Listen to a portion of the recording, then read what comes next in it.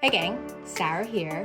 So I am here to talk to you about setting up my productivity system in week 4.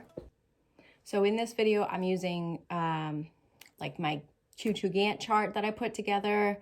I'm updating my weekly paper-based planner, and then at the end I update my OneNote system. In this productivity system, I manage kind of all the things. So I've implemented different methods and systems within my different areas of my life to help kind of reduce that chaos and help me be more effective. So if you're new here, I'm Sarah and this is Plan the Grind. And I have a background in Lean Six Sigma, and I've used all those tools and also the different business methodologies to help reduce the chaos in my life. So you're gonna see me set up my productivity system, and for week 14, let me know what your top 3 things to accomplish this week are. I would love to know if we're all facing the same things. I will talk to you soon. Bye. I just realized that my camera wasn't on while I did all this and this. So let me give you a catch up before I finish up. I'm almost done, but so I went through my daily pages over here, and I took everything out of my inboxes and I put it into my running to-do list. So it's just kind of how I use, part of how I use the daily pages, kind of keeps the mental load. Some of the stuff that I did have in my inboxes, I just added them to the agenda for like in my meeting template. So I didn't add them to the to-do list because that doesn't really make sense. They'll be ready for me when I do my one-on-one or whatever the meeting will be. So I did that. And then from there, I went through and I checked off all the stuff that I have completed already. And I will say, like, my to-do list is looking done-ish. So, like, it's rolling, so it'll never be done, but the older stuff is looking done. So I'm really feeling, like, super excited about this one. All right, so I added all my new to-dos in there. I updated the completed to-dos. And then I went into kind of my weekly planning here, kind of like what my schedule looks like. So first I updated my weekly schedule with what I have going on, and I took that information from Outlook. And then from there, based into just kind of a notable thing here, I have these 2 projects that are like really in crunch time. They're coming up on their due date, and I'm kicking off like a really big project. So I have a lot of like thinking to do about these. So I'm actually scheduling in blocks of time, and I blocked my calendar. Because I know I need to add more to my calendar, but I'm just not going to do it right now, only because like it's the weekend and I don't really want to do that. So anyhow, but I know these are my primary focuses for the week. And if I don't get them to like a done state or where they need to be, I probably will add more blocks in because it's in crunch time. Then over on my sidebar, this is like the different goals that I want to like accomplish this week for my overall like personal life and project life, whatever's going on. So, so over on my Patreon, so you can check out the link in the description, I'm going to start my declutter project this week. And I duplicated that a little bit, but that's over in health. Then family, my son's birthday, and I need to focus on planning Easter.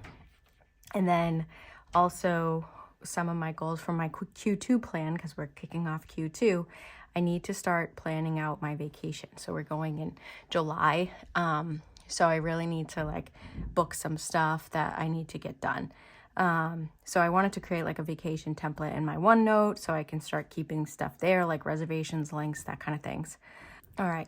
So then for work, again, I just prioritize the 2 initiatives that I'm really putting a lot of time into this week. And then kicking off some lean stuff with different sites. Then health, working up my 10K steps. I've been ramping up throughout the year, like my average step count, and I've been doing pretty well with increasing it consistently, and like not well, but not bad on actually hitting the target. So I've been ramping that up, but it's also getting nicer too, so it makes it easier. And then I want to hit some yoga this week. And then for Plan the Grind, I have some videos that I want to get scheduled. That's really where I left off. Oh, actually, I printed my project list because I don't know that you guys are seeing, this is in my OneNote, but I printed it out just so you can see it. So when I'm actually like looking here and doing my list, I'm referencing my project list. And then also I reference the project list to kind of help me out with, and I just remembered something. So I also use this project list to kind of jog my memory on things that I need to do. So some of these projects I have like really formal project plans, but some are just informal. So it's more just kind of like, where does it stand? What do I got to do next for it? Now I run these projects. I'm not an individual contributor for it. So if I do have like a resource or an individual contributor, there's generally like a project plan. So anyhow, so I did populate this a lot from last week because I did my Q2 planning, and it is all updated. And I know there's some vague stuff on here, but just for privacy. But again, I'm down a couple people, so I'm running a lot more. So some of this stuff I'm mentoring and some I'm running, and like the SL is I'm running it and the other ones are mentoring it. So I need to keep it like front and center in my brain, if you will. So anywho, so this is the project list. Again, I keep this in my OneNote, but I just printed it so you guys can see how I used it. All right, so now I'm going to go back to kind of my weekly schedule. All right, hey gang. So sorry about that little snafu, but I made a mistake.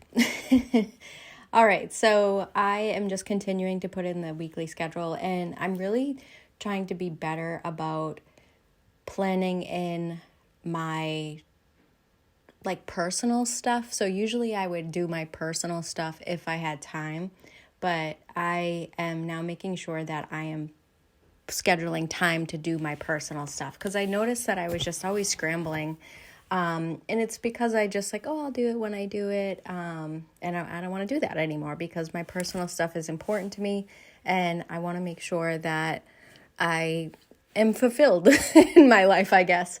So anywho, off that little soapbox. All right. So Thursday night I do my filming, my weekly planning. And then on Saturday, I have some Patreon stuff to do and some Plan the Grind stuff to do. So I'm just scheduling that in. Also, I scheduled in, so Friday nights I usually go out to dinner. That's like friends and family time. So I block that in there because I know that I'm going to do it. So I'm putting it in there because it's removing time from me being able to like work on other things. And I also want to make sure I make time for that because it's important. And I'm going through each of the days and I'm scheduling in the available hours I have. And this just helps me. Oh no. All right. So I'm going through and I am looking at the available hours I have throughout the day, whether they be work available hours or personal available hours. And the reason I'm doing that, because it helps me set expectations for my daily plan, right? Like when I'm doing my daily plan, sitting there with my coffee and I'm setting my expectations for the day, I don't want to schedule in like 150 things to do, but I'm in like back-to-back meetings all day long. So anywho, so I just like to keep track of that. I still don't love how I'm keeping track of it, but I need to keep track of it because it's very helpful to me. And then what else? So I have been waking up early. I know we talked about like a whole sleep situation, but I'm not adding that into my available hours because I want to make sure that it sticks before I account for it. I used to get up wicked early if you watched back in the day, but I would get up at like 4:30 in the morning. And I really do love having that quiet time in the morning, so hopefully it sticks. I'm putting in my dinner plan, and I'm doing this not because I'm a fantastic cook or anything like that. I am doing it so I don't have to deal with making the decision at the end of the day when I'm tired and grumpy and I've used up all my willpower. And I did not plan for anything on Tuesday because generally I go out for dinner on Tuesdays as well. So I am going to confirm some plans there, and then it might be just like a fend for yourself type of a thing. So what else? What am I doing, Sarah? What are you doing? So, okay, now I'm going in and I'm just future planning. So based on I was looking at my schedule. That's what I was doing. So based on some of the like schedule that I have, I'm future planning some tasks that I have to do. And that's just to help in the morning, like, first of all, so I don't forget things, so I don't forget to prioritize things I need to do. But also it's throwing in some of the routines I have, like different days of the week. I do different things. It's not an original idea, but like I do water the plant Wednesday. So on Wednesday I put water the plants because I just want to make sure I do it because they're looking really good.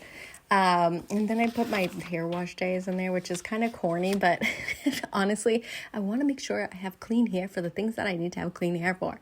No, I have clean hair, but I wash it 3 times a week. I'm just saying, I don't want to have, third day hair when I need 1 day hair. And then again, oh, there's oregano. He's making his little paws known. I'm just going in and putting in my inbox. It's just kind of chunking out the daily plan so I have a place to put things. Like it's like putting your keys in the same spot every day. What else?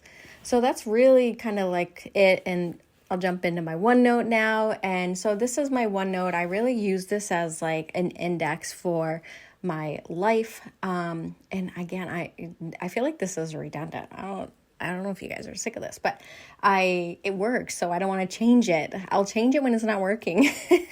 But I'm just copying and pasting from the week before, and then I update the dates. And what I like about copying and pasting and not like having like a template or anything like that, my reoccurring meetings are already set up for me. So that's kind of what I like. And I guess, I know I could set that up for a template, but I don't want to have 500 templates. So anywho, so I really like that it is ready and available for me to just have it in the morning. And I go to my when I'm in my meetings, I always have my OneNote open and I click on it and look at me being prepared. It's so nice. It really does take like some time out of like the getting ready for a meeting, especially when you're in back-to-back meetings. I don't know if you've ever been in a meeting where the person running it is just like a mess looking for files, and it drives me crazy. So I just don't want to do that because it's a pain, but also it's just not efficient. And what else? So here I'm showing you actually my project list in my OneNote. I moved it to its own page purely just to print it out for you guys. And maybe I'll keep it over here, but I'm just letting you see that I do have this project list that I'm always looking at because it's right in front of my face on the computer. And I know like, oh yeah, I got to schedule that meeting, or, oh yeah, I remembered I needed to talk to so-and-so. I'll throw it in the next meeting agenda, the next meeting I have with that person, because then I can just have a little sidebar. And it just reduces emails and it's reducing Teams messages. And it also just reduces interruptions. I don't like to send like a lot of Teams messages unless I have to. I just save it for when I have a regularly scheduled meeting with them rather than and I have their full attention and we can talk through it. So it's just better than email. I kind of find it. I know sometimes you need to do Teams, but anywho, this is my little soapbox. So let me know what your kind of top 3 are for the week, and we'll talk soon. Bye, gang.